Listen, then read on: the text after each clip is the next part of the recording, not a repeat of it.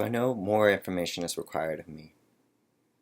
Because if you are curious, you will see that the Theosophical Society is in fact the most understated, powerful group in human history. Yes, because the corridor of giants is within the halls of the Theosophical Society.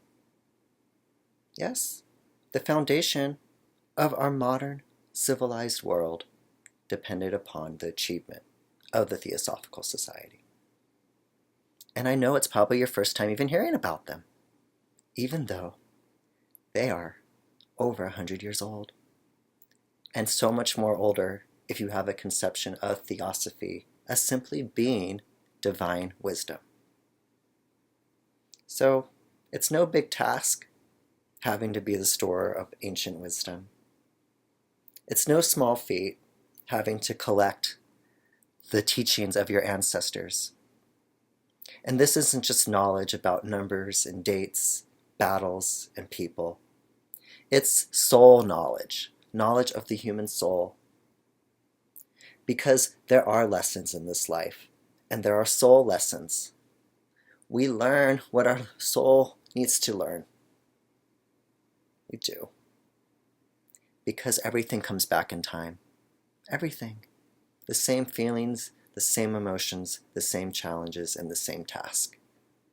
All of it is the same with different individualizations, different expressions, but it's the same substance, and it's a divine substance. What brings you here is your predicament of being alive, of being in this shape and form, with eyes and ears and a heart. And we find ourselves in battle with different parts of ourselves. Why is it that I'm struggling with what I see and with what I feel? And why is it that I'm struggling with what I hear and with what I understand? And why is it that what I understand cannot be actualized by my body? That I can't actually achieve what I imagine? It's because we are stuck. We're stuck here in this body. No other choice but to be here. So how you show up counts. Because if you're not going to have divine love, your days will be difficult. I'm sorry, but it's true. You have to let go and just say that God is here. That's all. Because it's a realization that we are born once and for all in this spark of luck. And that is my stepping stone towards saying to you that religion is a unification of all of us. One religion unites all the others. Don't you see? How else are we supposed to understand each other without an appreciation for our cultural differences? God is so big that God has so many names. Yes. You don't think they call God something different on another planet? Come on, give me a break. The fact that we call God different names on this planet shows that they do. We are all feeling the same thing. We're just fighting about words. So if it's Buddha, if it's Allah, if it's some sort of goddess, some sort of feeling, but you have that hooked up, the feeling is hooked up to the divine, then words are discarded. Because the feeling is bigger than words. Because only God knows. Only God knows. So your words, they're important, but they're not the only thing that matters. Because we can read eyes. We can read what people feel with their eyes. Yes, we can. You know your mother's glare.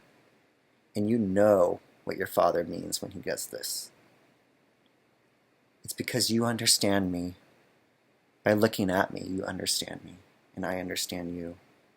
That you think at times that this life is crazy. You thought that before. You said, how is it that I showed up like this? Suddenly, I have hands, and I have eyes, Oh, it's because I woke up another day? Of course it is. See? We are special. We are. Human beings are special. Their ability to think is not something to discard. You can think. So think with your heart, and things will change. When you think with your heart, it's going to be a pleasant ride. You will feel joy. You will feel more captivated by the beauty of your surroundings. You will feel closer to your friends and your family. When you think with your heart, you will do better in your job. You will do better throughout your whole entire day when you think with your heart. Because it is something to give you a reason to smile. Even if it means you have to be self-sacrificing, even in those pity moments. Maybe you don't need other people's confirmation. Maybe you don't need it. But someone's going to give it to you. And it's usually that person who's following their heart. Because someone who follows their heart, they will be self-sacrificing in the right moment. They will step up to the plate and be the bigger person. This self-sacrificing is letting go of a lower self. See? You're picking your battles now, and you're choosing where to put your energy. Do you really have to prove the superiority of your ego? If your heart shines bigger, you win the battle. See? Because if you want to expose yourself as someone who's angry, someone who's disappointed, annoyed, and frustrated with the world, then you actually have to live out those feelings too. You have to live out the frustration. All of that anger and emotion building up in you, you have to live out that feeling. So, if you're navigated by your heart, you save yourself all of that stress. Your heart is your best intention. It is. That is why heart medicine is the most powerful thing. The heart will heal the world. Because the heart is a cosmic instrument. It has cosmic power. The heart is made of gold. It's divine substance. You think God would go through all this trouble of creating a world without creating a heart? We all know God has a heart. We all know.